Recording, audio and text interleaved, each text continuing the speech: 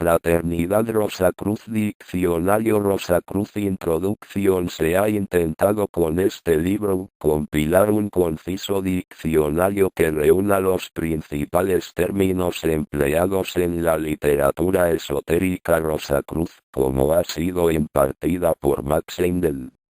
La casi totalidad de la terminología se ha tomado de la obra básica Concepto Rosacruz del Cosmos y de otros escritos del citado autor, representante autorizado de la Orden Rosacruz en nuestra época en su última manifestación en el plano físico, quien codificó así la más moderna versión de los trascendentes conocimientos rosacruces, denominados también esoterismo cristiano de la Escuela Occidental de Misterios. Formuló un sistema de disciplina acorde con los tiempos, y estructuró en forma definida una ciencia espiritual exenta de vocablos confusos para los estudiantes.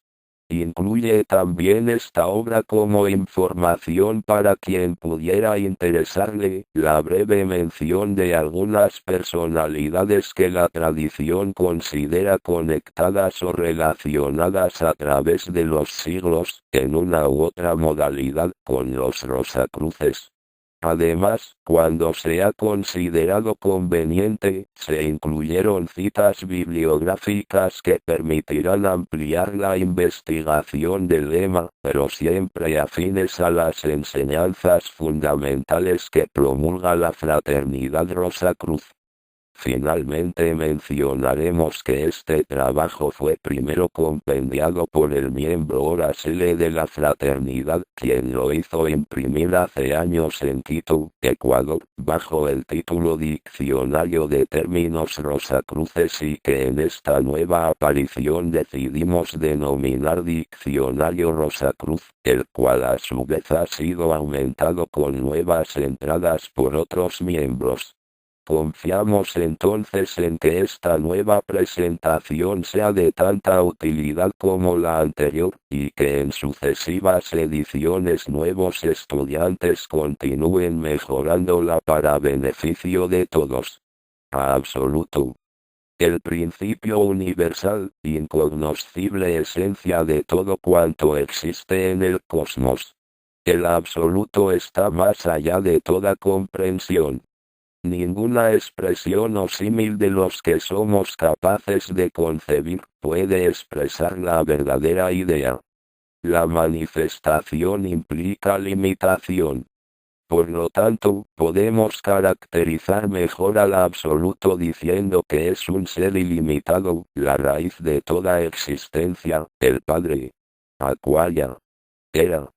Terminado el actual periodo de Piscis, comenzará la llamada era acuaria bajo el signo aéreo e intelectual de este nombre, lo que sucederá aproximadamente dentro de unos 600 años. El Sol ya entró en la órbita de influencia de este signo y se hace sentir su efecto en los acontecimientos e invenciones de los últimos años. Adán y Eva. En la Biblia hay una descripción de los primeros habitantes de la tierra. Son denominados Adán y Eva, pero debidamente interpretado esto significa la raza humana, la cual gradualmente se arrogó el poder de la procreación, convirtiéndose de este modo los espíritus humanos en agentes libres.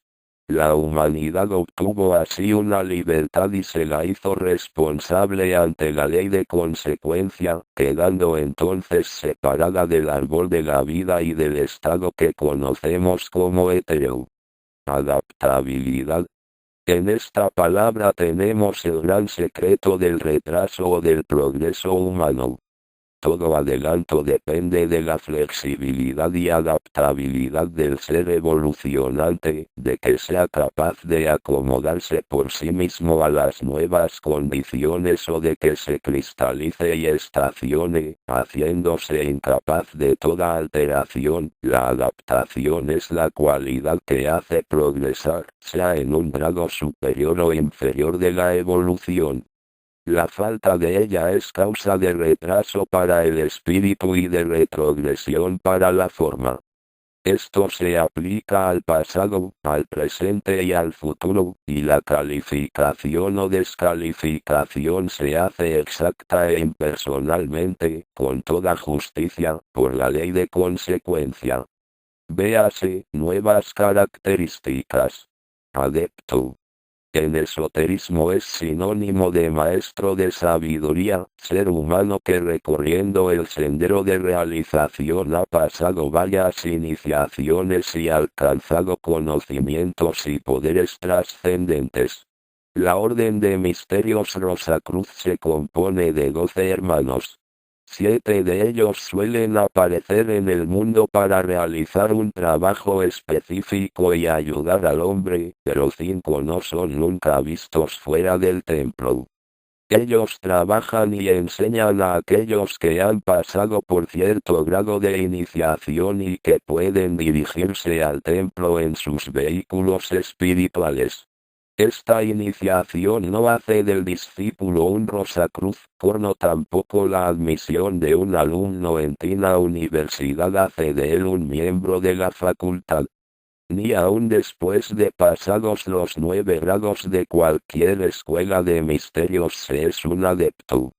Los Rosacruces son hierofantes de los misterios menores y aún más allá de ellos existen todavía escuelas donde son enseñados los misterios mayores. Todos aquellos que han dejado atrás los 9 grados de los misterios menores y son ya alumnos de los misterios mayores, son llamados adeptos. Aclarando, podemos decir que un clarividente es el que puede ver el mundo invisible, el iniciado es capaz de ver dicho mundo y comprender lo que ve, mientras el adepto ve, conoce y tiene poder sobre los elementos y fuerzas que allí actúan. Adonai significa Señor. Antiguo nombre caldeo hebreo de los Elohim o fuerzas creadoras terrestres sintetizadas en Jehová. Adoración. Estado elevado de disciplina por medio de la cual uno puede unirse espiritualmente con la divinidad o fuente de todas las cosas, alcanzando el hombre temporariamente con ello la mayor altura posible de realización, hasta que llegue el tiempo en el que esa unión sea permanente al final del gran día de manifestación. Alimentación. Los Rosacruces no enseñan que se deba ser vegetariano o naturista, de golpe, lo que promulgan, realmente es que la dieta de vegetales, frutas y afines genera una energía mucho mayor que la carne. Esta energía no es solamente física sino también espiritual, de tal forma que si una persona lleva una vida sedentaria y es de disposición materialista, dichas energías no encuentran vía de salida natural, causando por lo tanto disturbios al cuerpo físico. La carne fue agregada a la dieta del hombre para disminuir sus vibraciones y densificar su cuerpo físico hasta el estado en que pudiera funcionar en el mundo físico. También le ayudó a desarrollar energía y coraje. Cuando la carne fue añadida a la dieta humana, en la época Atlante, los animales carecían aún del grado de conciencia de la vida en el plano físico como lo están ahora, y por ende la pérdida de sus formas físicas no les afectaba mayormente como hoy en día ocurre. Más aún, el pasional vehículo de deseos animal era mucho menos desarrollado que el actual y su cuerpo físico poseía una constitución muy diferente. Es natural que nosotros deseemos lo mejor para nuestra alimentación, pero en todos los animales en la actualidad la sangre venosa está repleta de dióxido de carbono y otros residuos nocivos. Estas sustancias pútridas están entonces en cualquier parte de la carne animal y cuando ingerimos tal alimento llenamos nuestro propio organismo con los tóxicos de esos venenos, causándonos muchas enfermedades. Los Rosacruces saben que toda la creación va evolucionando lentamente hacia Dios. Ellos saben también que en nuestra Tierra, en la presente época, hay 4 oleadas de vida separadas y distintas: los minerales, los vegetales, los animales y la humanidad, todos los que se encuentran realizando su evolución por medio de la forma, y saben que en nuestro sistema solar no hay otra vida que la vida de Dios mismo que envuelve y anima a todo lo que es. Por lo antedicho deducimos que si quitamos la vida de cualquier criatura destruimos la forma construida por Dios para su propia manifestación. Los animales son espíritus evolucionantes y poseen sensibilidad. Es el deseo de obtener experiencias lo que les mueve a construir formas físicas para su expresión. Cuando les destruimos la forma les privamos también de la oportunidad de obtener experiencias, causándoles un daño en su evolución en lugar de ayudarles. Por otra parte, los Rosacruces reconocen el hecho de que el devenir de las generaciones ha hecho al hombre en parte carnívoro, de manera que en el caso de mucha gente el cambio de la dieta mixta a la exclusivamente vegetariana debe realizarse en forma gradual. Por el mismo motivo no existen reglas rígidas que puedan ser aplicables a todos por igual. De acuerdo con esto, todo lo referente a la alimentación individual como así lo conectado a la personalidad debe ser determinado por el propio individuo. Los Rosacruces no tratan de convertir a nadie al vegetarianismo. Ellos solamente se limitan a indicar los hechos para que la gente los tome en propia consideración y obra luego de acuerdo a su propia decisión.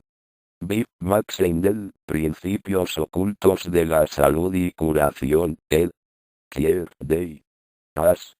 Alma. Es la quinta esencia y experiencia adquirida por los 3 vehículos inferiores del hombre, denso, vital y de deseos, que implica para ello rectitud en pensamiento y obra. Esta esencia es extraída por el ego y empleada por él como pábulo. El alma es triple, alma consciente, emocional e intelectual y representa la contraparte del triple espíritu o ego, a saber, alma consciente. Se manifiesta aumentando la conciencia del espíritu divino, crece por la correcta acción y la experiencia. Será absorbida por el Espíritu Divino en la 7ª revolución del periodo de Júpiter alma emocional. Se manifiesta aumentando la eficacia del espíritu humano, crece por los buenos sentimientos y emociones generadas por las acciones. Será absorbida por el espíritu humano en la 5ª revolución del periodo de Vulcano. Alma intelectual. Se manifiesta aumentando el poder del espíritu de vida, crece por los elevados pensamientos y el ejercicio de la memoria ligando las experiencias pasadas a las presentes y los sentimientos engendrados por ellas, es también un mediador entre los otros 2 aspectos del alma. Será absorbida por el espíritu de vida en la 6ª revolución del periodo de Venus. Alquimia. El arte o magnum opus, gran obra, de la transmutación de los hijos metales en oro y del proceso denominado Mysterium Magnum, conocimiento de las fuerzas sutiles de la naturaleza, para obtener el lapis philosophorum, piedra filosofal, y el elixir vitae, elixir de vida. En sentido simbólico, la verdadera alquimia es el proceso de transmutación de la naturaleza inferior del hombre, por medio del poder interno actuando la libre voluntad espiritual del individuo. Amor. Se mencionan en la mayoría de las doctrinas religiosas y trascendentes, que la causa de la creación de todos los seres fue el amor. Y por ello únicamente mediante la completa emancipación por el amor podrá el hombre elevarse más allá de la ley y convertirse él mismo en una ley. Habiéndose conquistado a sí mismo, conquistará entonces a todo el mundo. Por ello el verdadero aspirante Rosacruz será dentro de lo posible la perfecta personificación del amor. Amará a todos con un corazón puro y ferviente, no odiará a nadie, no despreciará a nadie, porque en cada rostro verá el rostro del amado Dios, y en todo lo creado encontrará su huella. Anael, Arcángel. El sublime genio, embajador de Venus en la tierra, representante del amor, la bondad, el arte y la virtud de Dios.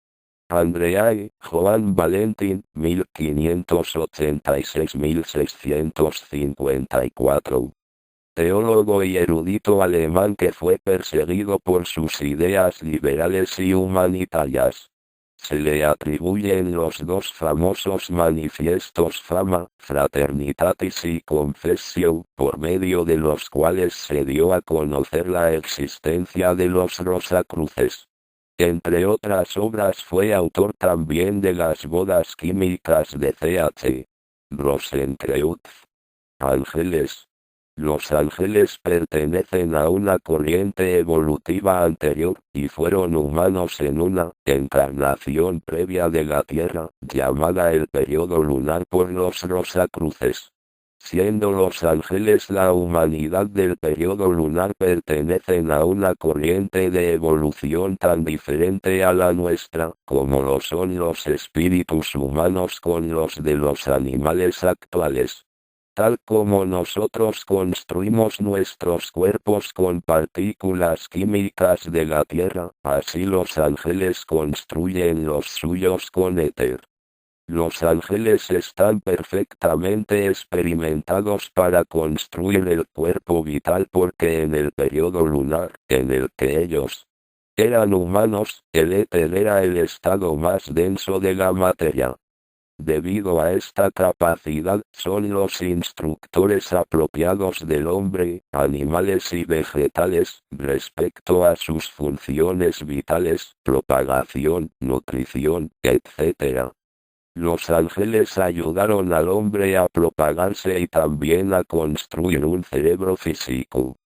Ellos dirigieron la expresión física del amor del hombre y lo guiaron a través de las emociones de una manera amante o inocente, salvando así al hombre del dolor y sufrimiento incidental que el ejercicio de las funciones sexuales podía producirle, haciéndolo sin sabiduría.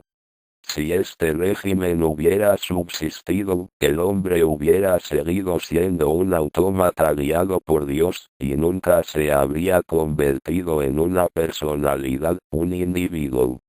El que se haya convertido en individuo ha sido debido a una clase de entidades llamadas espíritus lucíferes.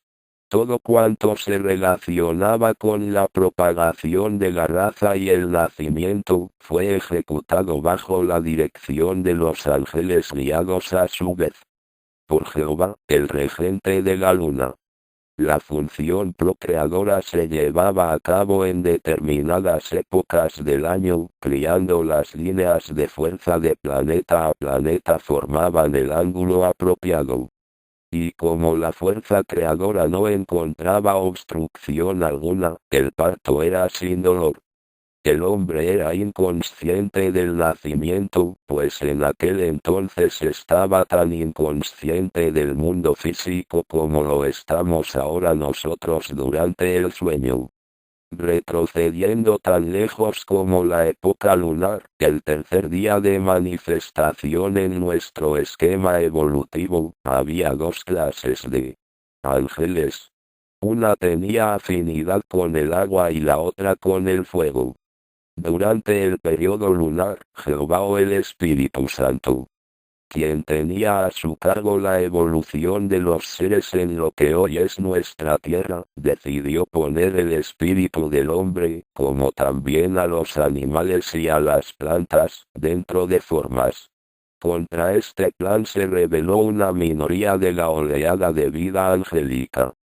Tenía una gran afinidad con el fuego para soportar el contacto con el agua de la cual se construiría la mayor parte de esas formas, y bajo la dirección de Lucifer, quien era el siguiente en evolución a Jehová, rehusaron completamente construir las formas como se les había ordenado. Al hacer eso se privaron de la oportunidad de evolucionar a lo largo del plan señalado, convirtiéndose en una anomalía en la naturaleza. Habiendo repudiado la autoridad de su guía, Jehová, fueron forzados a encontrar su salvación por sí mismos, con su propio método. En consecuencia, los espíritus lucíferes pertenecen a la oleada de vida de los ángeles, pero debido a su desobediencia, se hallan retrasados o rezagados del resto de las huestes angélicas. Véase, Lucifer y Lucíferes, espíritus. Ángeles del destino. Son poderosas individualidades, los embajadores de los grandes ángeles planetarios, y como tales están relacionados con el nacimiento del hombre, ayudándolo a elegir su alrededor ambiente y dedicando a cada vida el destino que debe producir los necesarios efectos. Ellos son los que guían las influencias planetarias en tal forma que afecten a cada uno de la manera más conveniente para facilitar la liquidación de sus deudas pasadas, ayudando también a cada uno a recoger el beneficio de cualquier bien que haya hecho en sus vidas anteriores. En esta labor los ángeles del destino tienen como auxiliares a una poderosa legión de agentes y espíritus de la naturaleza, que no están aún individualizados, pero que trabajan bajo la dirección de esos grandes seres inconscientemente, así como los animales están guiados por sus espíritus colectivos. Véase, señores del destino. Ángel guardián. Llamado también ángel custodio o de la guarda, no es exactamente una entidad perteneciente a una evolución superior, sino más bien la personificación de nuestras buenas obras de las vidas pasadas, el que, aunque invisible, está siempre en nosotros impulsándonos a obrar rectamente y a hacer el bien. Anima mundi, latín. Alma del mundo, la esencia divina que todo lo compenetra en nuestra tierra. Animales. La oleada de vida animal comenzó su actividad al principio del periodo solar como minerales y llegará a ser humana en el periodo de Júpiter. Dispone de cuerpos densos, vital y de deseos, con la facultad de movimiento, crecimiento, propagación y percepción sensorial.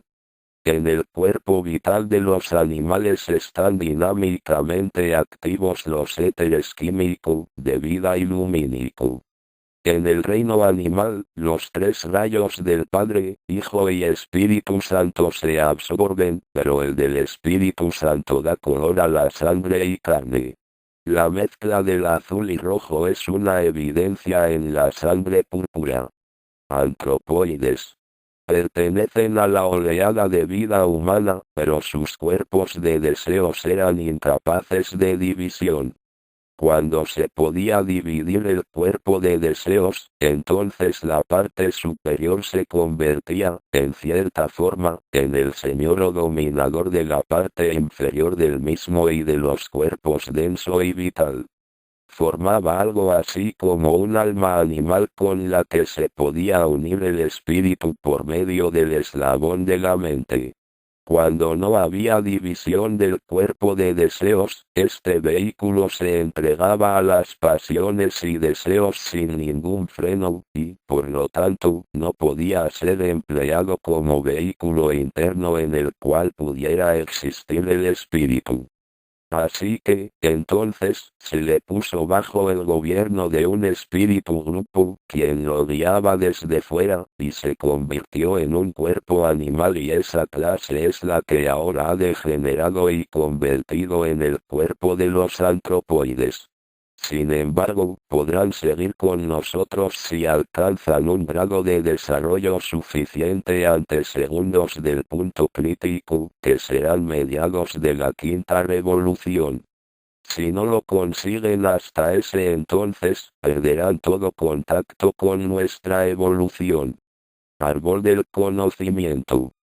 En la Biblia se nos dice que se les prohibió a los hombres comer del árbol del conocimiento, bajo pena de muerte, pero los frutos de este árbol abrieron los ojos de Adán y Eva, de manera que pudieron conocer el bien y el mal, y al ejercer la función creadora independientemente, capacitándose para crear un nuevo cuerpo cada vez que habían perdido su antiguo vehículo, sin tener en cuenta las influencias estelares, produjo el dolor, el sufrimiento y la enfermedad. Por otra parte, el abuso de esta sagrada función para satisfacer la naturaleza pasional, es reconocida por los esoteristas como el pecado imperdonable. Además, si el hombre en ese lejanísimo pasado hubiera aprendido, como aprendió para el vehículo físico, cómo renovar su cuerpo vital, la muerte hubiera sido una imposibilidad y se hubiera hecho inmortal como los dioses. Pero entonces también habría inmortalizado sus imperfecciones y convertido el progreso en una imposibilidad. Árbol de vida. Si el hombre hubiera comido del árbol de la vida se hubiese hecho inmortal, pero habría fracasado en su evolución, ya que las experiencias humanas son los aportes conductores para convertir al hombre de un dios estático en un dios dinámico. Arco iris. El fenómeno del arco iris requiere que el sol esté cercano al horizonte, cuanto más cerca mejor, es necesario también una atmósfera clara y una nube oscura en la parte opuesta del firmamento. Cuando en tales circunstancias un observador mira de espaldas al sol, puede ver sus rayos refractados a través de las gotas de lluvia como un arco iris. En los tiempos primeros de los atlantes, cuando no existía la lluvia como ahora y la atmósfera no era más que una nebulosa húmeda y caliente a través de la cual el sol parecía una de nuestras lámparas en un día de niebla, el fenómeno del arco iris era un imposible. No pudo hacer su aparición hasta que la niebla se condensó en agua, inundó la tierra y dejó la atmósfera clara como se describe en la narración de Noé, lo que de esta manera apunta a la ley de cielos alternos que trae el día y la noche, verano e invierno, en invariable consecuencia, y a la cual el hombre está sujeto en esta edad presente. Por lo tanto, aquel arco puede ser considerado como el umbral de la puerta de entrada, la tierra de promisión, o sea el mundo como está actualmente constituido. Arcángeles.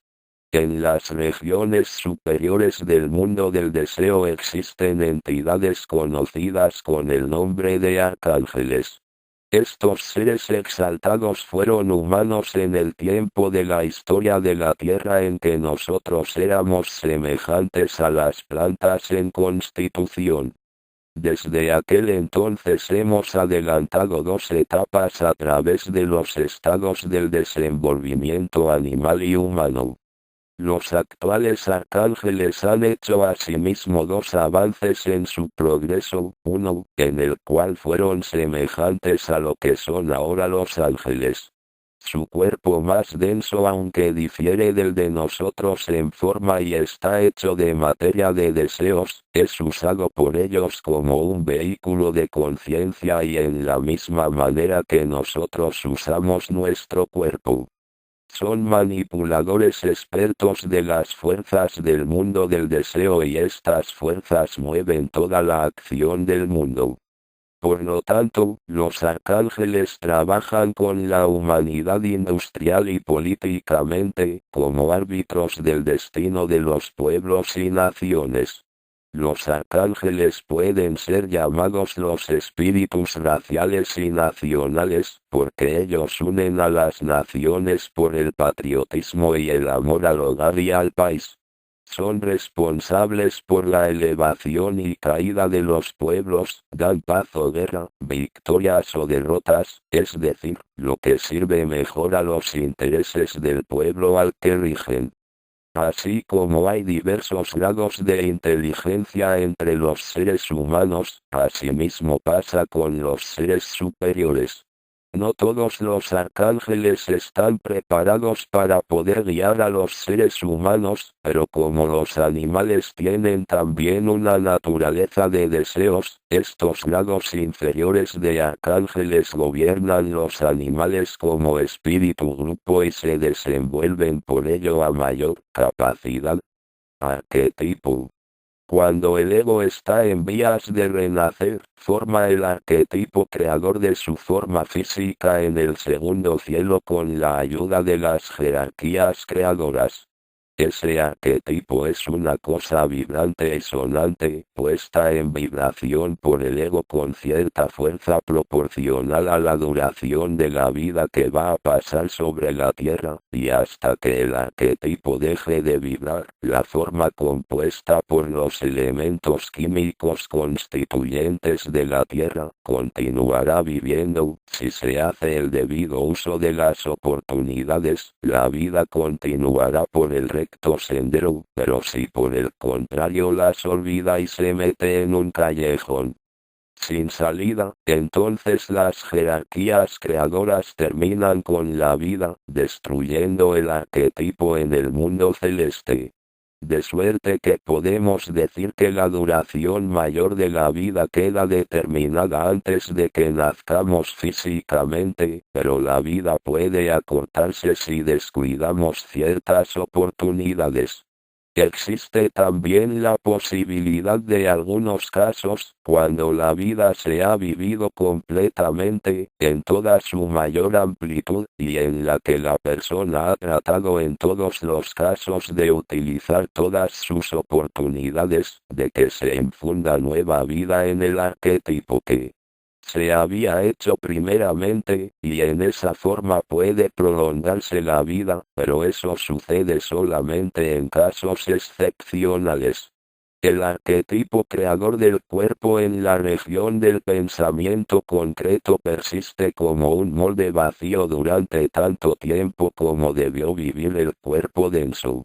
Cuando una persona muere de muerte natural, aunque pica en los albores de la vida, la actividad del arquetipo cesa y el cuerpo de deseos se ajusta por sí mismo como para ocupar la forma por completo, pero en el caso de un suicida, un espantoso sentimiento de vacío permanece hasta que llega el tiempo en el que, por el curso natural de los acontecimientos, debió ocurrir la muerte.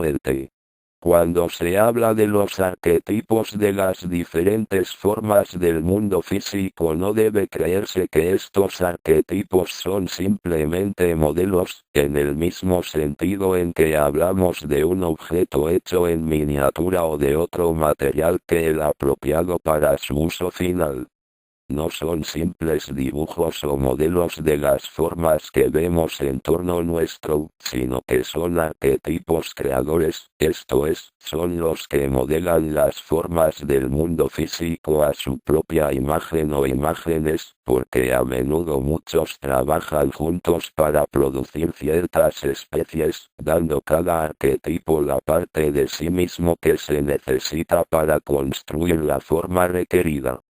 Aspirante.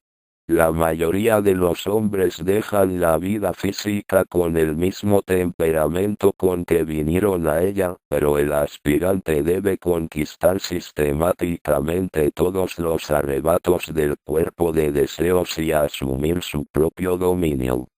Esto puede efectuarse por la concentración sobre elevados ideales, lo que vigoriza el cuerpo vital y es mucho más eficaz que las oraciones de la Iglesia. El ocultista científico emplea la concentración con preferencia a la oración porque la primera se realiza con ayuda de la mente, que es fría e insensible, mientras que la oración está dictada generalmente por la emoción. Cuando es dictada por la devoción pura e impersonal hacia elevados ideales, la oración es muy superior a la fría concentración. Nunca podrá ser fría porque vuela sobre las alas del amor, la emanación del místico hacia la deidad. El aspirante a la vida superior realiza la unión entre la naturaleza superior e inferior por medio de la meditación sobre asuntos elevados. Esa unión queda más cimentada después con la contemplación y ambos estados son trascendidos por la adoración, que guía al espíritu hasta el mismo trono. El aspirante a la vida superior puede triunfar solamente en proporción directa a la subyugación de su naturaleza inferior, pero debe guardarse muy bien de irse al otro extremo. Astrología. Ciencia antiquísima que se refiere a la influencia de los cuerpos celestes sobre el mundo y el hombre y el pronóstico de los acontecimientos futuros. Pueden conjeturarse los sucesos levantando un horóscopo desde diversos puntos de vista, como ser mundano, referente a la suerte de las naciones, horario, que atañe a la solución de dudas sobre alguna materia, natal, en su aplicación al destino de los individuos. Esta ciencia es completamente cierta, si bien el mejor astrólogo puede equivocarse en la interpretación, debido a que, como los demás hombres, es falible. Las estrellas marcan exactamente el tiempo de la vida de un hombre que hayan elegido los señores del destino para que aquel pague alguna deuda o reciba un beneficio, y evadirlo está fuera del poder del hombre. Las estrellas pueden ser llamadas, por lo tanto, el reloj del destino. Los 12 signos del zodiaco corresponden a la esfera, el sol y los planetas a las manecillas de las horas, que indican el año, y la luna al minutero, que marca los meses del año en los que los diferentes lotes de destino maduro de cada vida deben cumplirse. Astrología científica simplificada, por Max Heindel. Esta obra es un texto completo en el arte de erigir un horóscopo, escrito con meridiana claridad, que capacitará al estudiante para instruirse por sí mismo en los detalles matemáticos de la astrología en la forma más simple y correcta, pues solo se requiere conocer las 4 operaciones fundamentales de aritmética para poder levantar una carta natal y manejar sin errores y en poco tiempo la parte técnica de la astrología. Traducido del inglés y publicado por la editorial Kier, Buenos Aires. Astrodiagnosis, Guía para la Curación, por Max Heindel y Augusta Voss de Heindel. Este libro sobre la materia, que se denomina Astrología Médica, es un excelente texto para quienes deseen profundizar el estudio de una especialidad como esta que se relaciona con las enfermedades y sus causas a través de lo que demuestran los astros. Compuesto de 32 capítulos e ilustrado con 107 cartas natales, es, sin tratado completo y comprensivo que, como dice uno de los autores, es el resultado de 32 años de estudio e investigaciones sobre el tema. Algunos de sus capítulos se titulan Las propiedades anatómicas, fisiológicas y patológicas de los 12 signos, la ciencia de un recto vivir, la influencia de la casa sexta, insinuaciones y consejos para el médico, diagnosis por las manos y uñas, las glándulas de secreción interna, espíritus obsesores, el sexo, diagnosis por el horóscopo, etc. Traducido del inglés y publicado por la editorial Kier, Buenos Aires. Átomo simiente. Mientras todos los átomos del cuerpo humano se renuevan de vez en cuando, un átomo especial es indestructible. Ha permanecido estable no solamente a través de una sola vida, sino que ha formado parte de todos los cuerpos densos empleados por un ego particular. A la muerte, dicho átomo es retirado únicamente para despertar de nuevo en la aurora de otra vida física, sirviendo así de núcleo en torno del cual se construirá el nuevo cuerpo denso para ser empleado por el mismo ego. Por lo tanto se llama el átomo simiente. El átomo simiente para el cuerpo denso está en la cabeza triangular de uno de los espermatozoides del semen del padre. Este espermatozoide únicamente hace posible la fertilización. Durante la vida, el átomo simiente está situado en el ventrículo izquierdo del corazón, cerca del ápice. Cuando la sangre corre a través del ventrículo izquierdo del corazón, deja una huella impresa sobre el diminuto átomo simiente situado en el ápice, lo cual corresponde a una cámara cinematográfica. Al ocurrir la muerte, dicho átomo simiente sube al cerebro por medio del nervio neumogástrico, abandonando el cuerpo denso, junto con los vehículos superiores, por medio de la comisura de los huesos parietal y occipital. En el momento de la muerte, cuando el átomo simiente del corazón, que contiene todas las experiencias de la vida que acaba de terminar, se rompe, el espíritu abandona su cuerpo físico llevándose los vehículos más refinados. La quinta esencia de toda nuestra experiencia de la vida se imprime sobre el átomo simiente como conciencia y virtud que nos impulsará a evitar el mal y a hacer el bien en la próxima existencia. Aura. Aureola de materia sutil, invisible para la vista física, que rodea al cuerpo humano. Aura protectora. Los instructores de la Orden Rosacruz enseñan a sus discípulos a protegerse contra las influencias malévolas de los demás, mediante la formación y el mantenimiento de un aura protectora, que es para el cuerpo, el alma y el espíritu, una verdadera armadura impenetrable contra cualquier influencia negativa dirigida consciente o inconscientemente. Esta aura proporciona un sencillo pero muy poderoso y efectivo medio de protección contra toda clase de ataques o influencias psíquicas maléficas, no importa cómo ni de dónde vengan. La formación de esta aura protectora se realiza mediante un esfuerzo de la voluntad, formando una imagen mental de uno mismo rodeado de un aura pura y clara de brillante luz blanca. La luz blanca es el símbolo y la radiación del espíritu, y el espíritu tiene absoluta potestad sobre todas las cosas. Con un poco de práctica se llega a sentir realmente la presencia y el poder de esta aura protectora.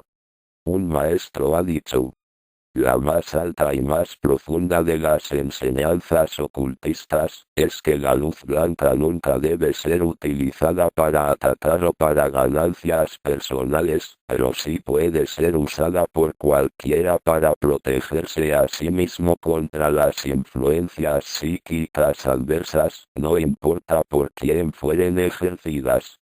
Esta es la armadura del espíritu, y puede ser empleada de tal manera, cuando y donde quiera que sea necesario.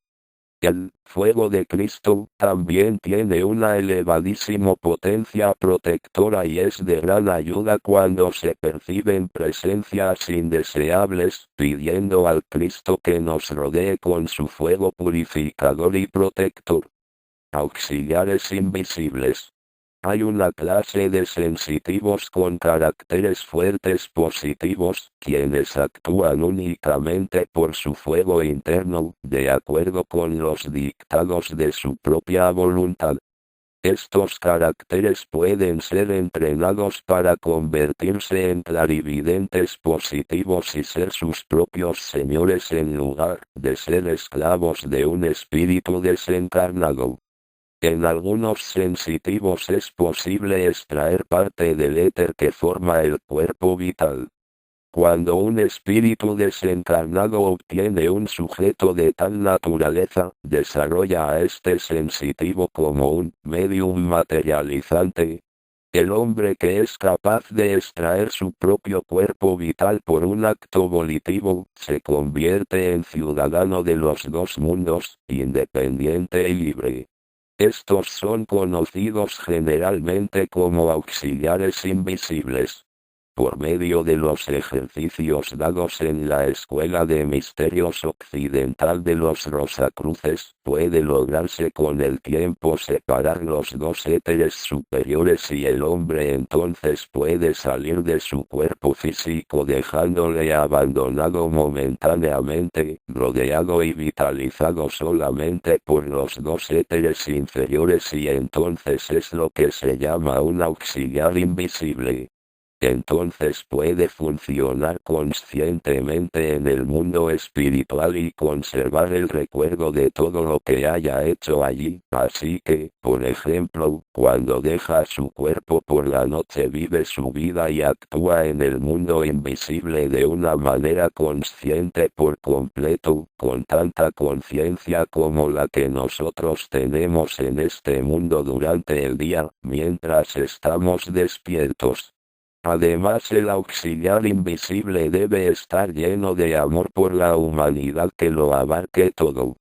Es imposible que seamos insensibles a los sufrimientos de nuestros semejantes aquí y que al mismo tiempo estemos llenos de amor y de deseos de ayudar en el otro mundo. Por consiguiente, hay que saber que para convertirse en un auxiliar invisible allí, es necesario primero que nos califiquemos ayudando aquí. Entre las importantes actividades del cuerpo-alma, están las del auxiliar invisible. Cuando una persona ha desarrollado el cuerpo-alma hasta el punto de poder funcionar en él conscientemente durante el sueño, está capacitada para el servicio de auxiliar invisible, y puede entonces tomar parte en la obra de curar a enfermos bajo la dirección de seres superiores, y puede prestar servicio a los afligidos, lo que de otro modo sería imposible. Los auxiliadores invisibles pueden dirigir corrientes de fuerza magnética curativa hacia sus pacientes, y también pueden materializar manos para manipular la parte enferma del cuerpo etéreo o vital del paciente. También reciben enseñanza para poder pronunciar la palabra creadora, la cual separa los tejidos enfermos y construye nuevas células.